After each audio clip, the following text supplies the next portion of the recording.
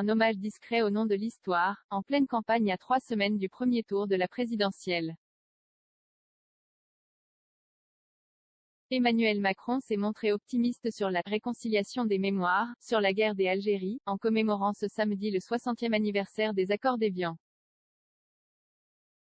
Il y aura immanquablement des moments d'énervement, mais nous y arriverons, a-t-il affirmé. Le chef de l'État, candidat à un nouveau mandat, a affirmé qu'il entendait continuer à tendre la main aux autorités algériennes, même si les initiatives prises depuis le début du quinquennat n'ont pas permis d'améliorer durablement les relations entre Alger et Paris. Geste mémoriel, j'assume cette main tendue à l'Algérie, a-t-il déclaré devant 200 invités réunis pour une sobre cérémonie à l'Élysée, à laquelle n'assistait aucun officiel algérien même si l'ambassadeur à Paris avait été invité. Beaucoup me diront, vous faites tout cela, mais vous n'êtes pas sérieux parce que l'Algérie ne bouge pas. Tous mes prédécesseurs ont été confrontés à la même chose, a-t-il dit. Mais, je pense que le jour viendra où l'Algérie fera ce chemin. Dans son discours, qui ne comportait pas d'annonce nouvelle, Emmanuel Macron a rappelé tous les gestes mémoriels engagés depuis le début du quinquennat, dont une partie sur la base d'un rapport très médiatisé remis par l'historien Benjamin Stora, spécialiste de la colonisation et de la guerre d'Algérie. Depuis 2018, il a ainsi reconnu la responsabilité de l'armée française dans la mort du mathématicien communiste Maurice Audin et celle de l'avocat nationaliste Ali Boumendjel durant la bataille d'Alger en 1957. Il a aussi reçu séparément à l'Élysée des harkis et des pieds noirs. En outre, une stèle à la mémoire d'Abdelkader, héros national algérien du refus de la présence coloniale française, a été érigée en France à Amboise, Indre-et-Loire, et les crânes de résistants algériens du XIXe siècle restitués à l'Algérie. Des tensions toujours présentes mais Alger, qui réclame des excuses officielles de la France pour la colonisation, n'a pas donné suite à ce travail de mémoire, et a même vivement réagi lorsqu'Emmanuel Macron a reproché en octobre au système politico-militaire algérien d'entretenir une rente mémorielle autour de la guerre d'indépendance. Vendredi, le président Abdelmadjid Tebboune a déclaré que le dossier mémoriel devait, inévitablement être traité d'une manière responsable et équitable dans un climat de franchise et de confiance.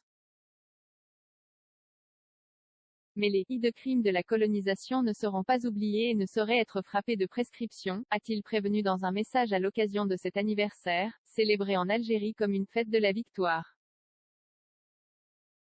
Pour commémorer les accords d'Évian, l'Élysée avait convié une centaine de lycéens et de collégiens autour de témoins de toutes les mémoires liées à la guerre d'Algérie, appelés combattants indépendantistes, harkis et rapatriés. La parole a été donnée à 4 d'entre eux qui participent au programme « Histoire et mémoire de la guerre d'Algérie » et interviennent ensemble dans des établissements scolaires. Cette guerre a généré de profondes fractures. Il est temps que nous fassions de ces mémoires blessées une force pour construire ensemble, a plaidé Marie-Rose Antoine, fille de Pieds Noirs. Une date controversée, ce 60e anniversaire s'est aussi invitée dans la campagne présidentielle. Depuis le Loiret, Marine Le Pen, RN, a réaffirmé que la colonisation avait contribué au développement de l'Algérie, comme l'admettent beaucoup d'Algériens, selon elle.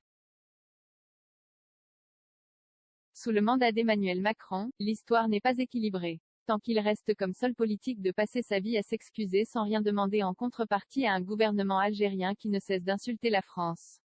On n'arrivera pas à cet équilibre, a-t-elle jugé.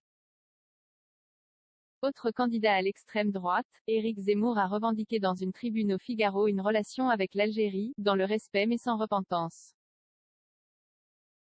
La candidate LR Valérie Pécresse s'est pour sa part engagée vendredi à trouver une autre date de commémoration.